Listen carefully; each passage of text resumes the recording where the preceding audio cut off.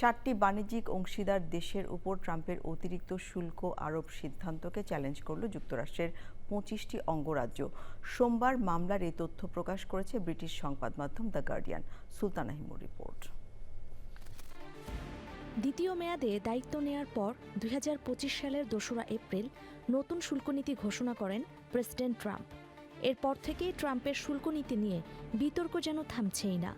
এবার জোরপূর্বক শ্রমে উৎপাদিত পণ্য সম্পর্কিত 7টি বাণিজ্যিক অংশীদার দেশের উপর প্রায় 13% শুল্ক আরোপের সিদ্ধান্তকে চ্যালেঞ্জ করল New York, California, Illinois, Massachusetts, Washington, Wisconsin, Pennsylvania ও কেন্টাকি সহ যুক্তরাষ্ট্রের 25টি অঙ্গরাজ্য। মামলায় অভিযোগ করা হয়েছে, এই সিদ্ধান্ত যুক্তরাষ্ট্রের আইন ও সংবিধানের সঙ্গে সাংঘর্ষিক, যা প্রেসিডেন্টের নির্বাহী ক্ষমতার সীমা অতিক্রম করেছে।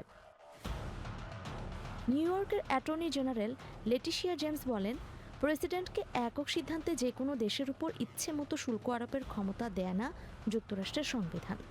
অন্যদিকে প্রেসিডেন্ট কার্যালয়ের মুখপাত্র কুশ দেশাই বলেন, আইনসম্মত ক্ষমতা ব্যবহার করে এমন সব বাণিজ্যিক কর্মকাণ্ডের বিরুদ্ধে ব্যবস্থা নেওয়া হচ্ছে যা মার্কিন শ্রমিক ও অর্থনীতির জন্য ক্ষতিকর। Sultana Himu, channel I.